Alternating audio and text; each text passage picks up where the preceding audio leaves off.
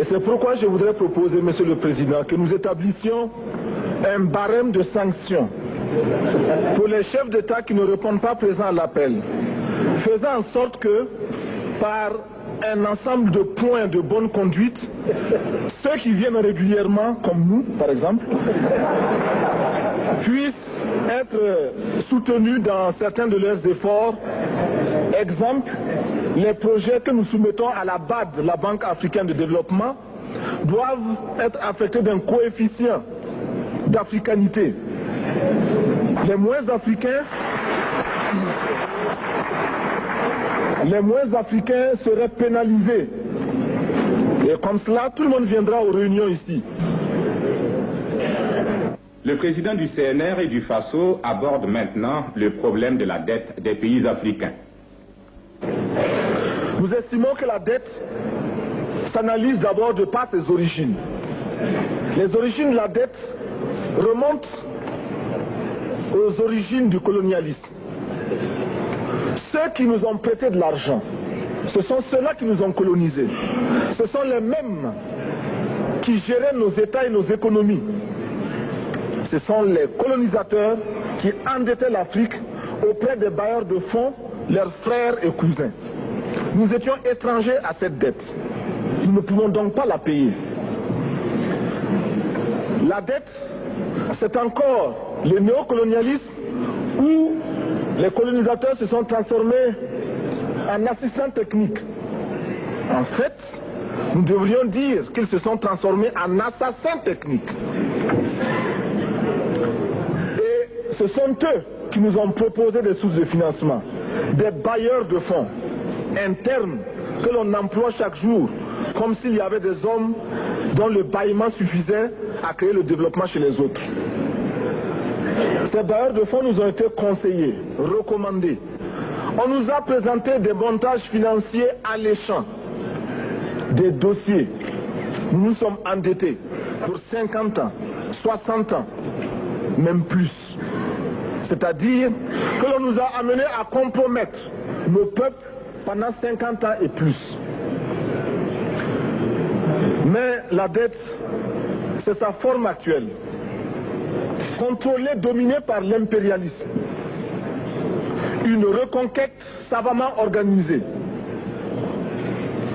pour que l'Afrique, sa croissance, son développement obéissent à des paliers, à des normes qui nous sont totalement étrangères, faisant en sorte que chacun de nous devienne l'esclave financier, c'est-à-dire l'esclave tout court de ceux qui ont eu l'opportunité, la ruse, la fourberie de placer les fonds chez nous avec l'obligation de rembourser. On nous dit de rembourser la dette. Ce n'est pas une question morale. Ce n'est point une question de ce prétendu honneur que de rembourser ou de ne pas rembourser. Monsieur le Président, nous avons écouté et applaudi le Premier ministre de Norvège lorsqu'elle est intervenue ici même. Elle a dit, elle qui est européenne, que toute la dette ne peut pas être remboursée. La dette ne peut pas être remboursée. La dette ne peut pas être remboursée parce que, d'abord, si nous ne payons pas, nos bailleurs de fonds ne mourront pas. Soyons-en sûrs. Par contre, si nous payons, c'est nous qui allons mourir. Soyons-en sûrs également. Ceux qui nous ont amenés, ceux qui nous ont conduits à l'endettement, ont joué comme dans un casino. Tant qu'ils gagnaient, il n'y avait pas de débat. Maintenant qu'ils ont perdu au jeu, ils nous exigent le remboursement. Et l'on parle de crise. Non, Monsieur le Président, ils ont joué, ils ont perdu, c'est la règle du jeu. La vie continue.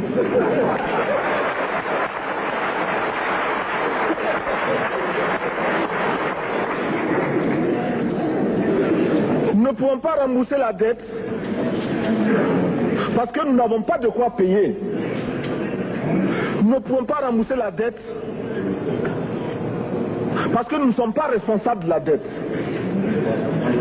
Nous ne pouvons pas payer la dette parce qu'au contraire les autres nous doivent ce que les plus grandes richesses ne pourront jamais payer, c'est-à-dire la dette de sang.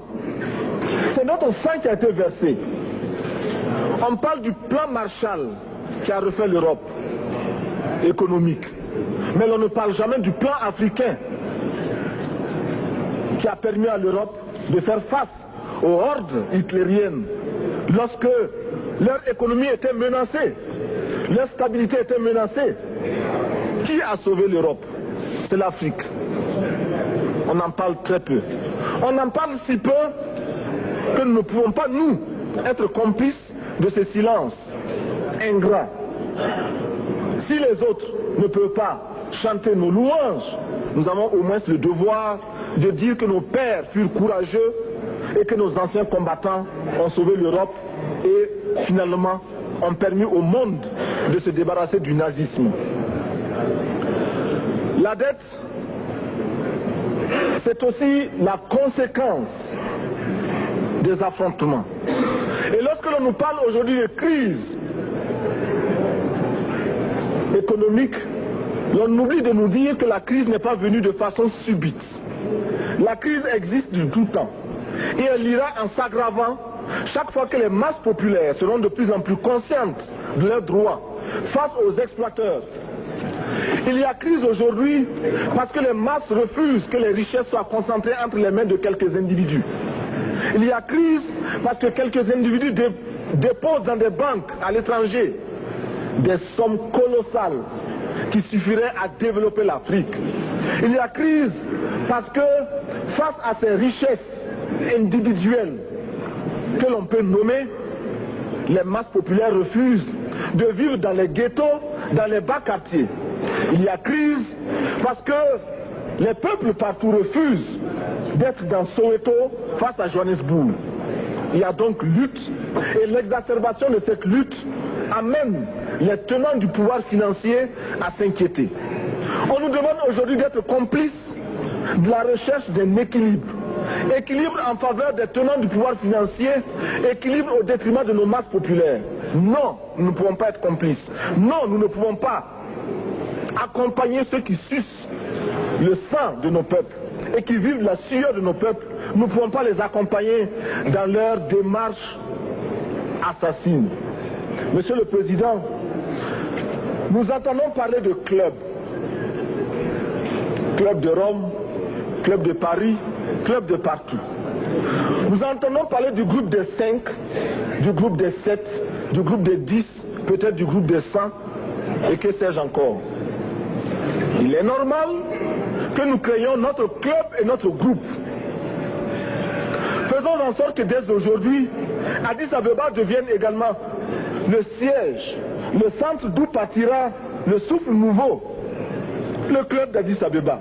Nous avons le devoir aujourd'hui de créer le front uni d'Addis Abeba contre la dette.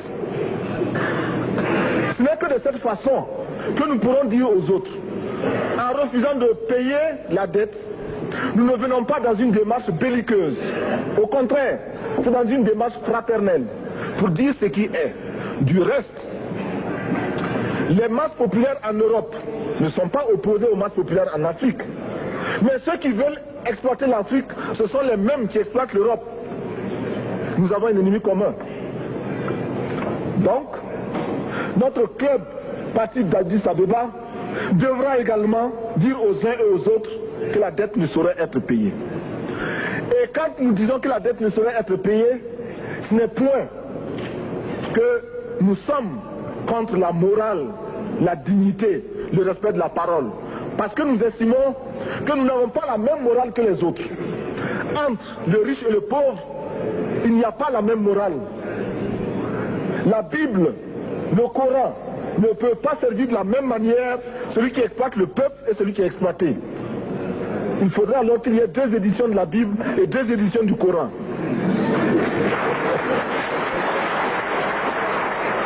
Nous ne pouvons pas accepter qu'on nous parle de dignité. Nous ne pouvons pas accepter que l'on nous parle de mérite de ceux qui payent et de perte de confiance vis-à-vis de ceux qui ne paieraient pas. Nous devons au contraire dire que c'est normal aujourd'hui. Nous devons au contraire reconnaître que les plus grands voleurs sont les plus riches.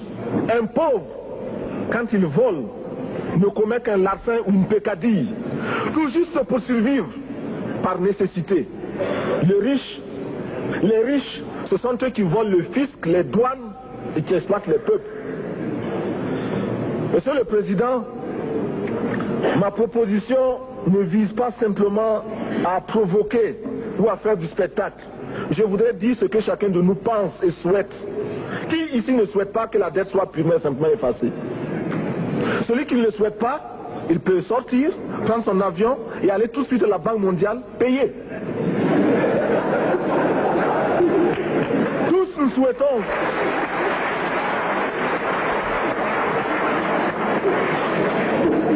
ma proposition n'est pas non plus, je ne voudrais pas que l'on prenne la proposition du Burkina Faso comme celle qui viendrait de la part de jeunes sans maturité, sans expérience. Je ne voudrais pas non plus que l'on pense qu'il n'y a que les révolutionnaires à parler de cette façon. Je voudrais que l'on admette que c'est simplement l'objectivité et l'obligation. Et je peux citer, dans les exemples de ceux qui ont dit de ne pas payer la dette, des révolutionnaires comme des non-révolutionnaires, des jeunes comme des vieux. Je citerai par exemple, Fidel Castro a déjà dit de ne pas payer. Il n'a pas mon âge, même s'il est révolutionnaire. Mais je pourrais citer également François Mitterrand, qui a dit que les pays africains ne peuvent pas payer, les pays pauvres ne peuvent pas. Je pourrais citer Madame le Premier ministre. Je ne connais pas son âge et je m'en voudrais de le lui demander. Mais c'est un exemple. Je voudrais citer également le président Félix Houphouët-Boigny. Il n'a pas mon âge. Cependant, il a déclaré officiellement, publiquement, qu'au moins pour ce qui concerne son pays, la Côte d'Ivoire ne peut pas payer. Or, la Côte d'Ivoire est classée parmi les pays les plus aisés d'Afrique, au moins d'Afrique francophone. C'est pourquoi d'ailleurs il est normal qu'elle paye plus en contribution ici. Mais, Monsieur le Président, ce n'est donc pas de la provocation. Je voudrais que très sagement, vous nous offriez des solutions. Je voudrais que notre conférence adopte la nécessité de dire clairement que nous ne pouvons pas payer la dette. Non pas dans un esprit belliqueux, belliciste. Ceci pour éviter que nous n'allions individuellement nous faire assassiner. Si le Burkina Faso tout seul refuse de payer la dette, je ne serai pas là à la prochaine conférence. Par contre, avec le soutien de tous, dont j'ai besoin,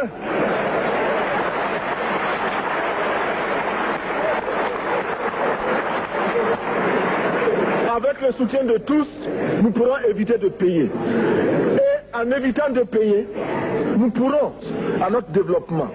Et je voudrais terminer en disant, chaque fois qu'un pays africain achète une arme, c'est contre un Africain. Ce n'est pas contre un Européen. Ce n'est pas contre un Asiatique. C'est contre un Africain. Par conséquent, nous devons également, dans la lancée de la résolution de la question de la dette, trouver une solution au problème de l'armement. Je suis militaire et je porte une arme. Mais Monsieur le Président, je voudrais que nous nous désarmions. Parce que moi, je porte l'unique arme que je possède et d'autres ont camouflé les armes qu'ils ont.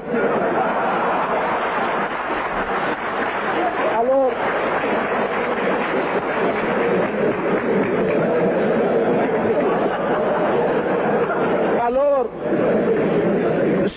chers frères, avec le soutien de tous, nous pourrons faire la paix chez nous. Nous pourrons également utiliser ces immenses potentialités pour développer l'Afrique, parce que notre sous-sol sont riches. Nous avons suffisamment de bras et nous avons un marché immense très vaste, du nord au sud, de l'est à l'ouest. Nous avons suffisamment de capacités intellectuelles pour créer, ou tout au moins prendre la technologie et la science partout où nous pourrons les trouver. Monsieur le Président, faisons en sorte que nous mettions au point ce front uni d'Addis Abeba contre la dette. Faisons en sorte que ce soit à partir d'Addis Abeba que nous décidions de limiter la course aux armements entre pays faibles et pauvres. Les gourdins et les coutelas que nous achetons sont inutiles. Faisons en sorte également que le marché africain soit le marché des Africains. Produire en Afrique, transformer en Afrique et consommer en Afrique. Produisons ce dont nous avons besoin et consommons ce que nous produisons au lieu d'importer.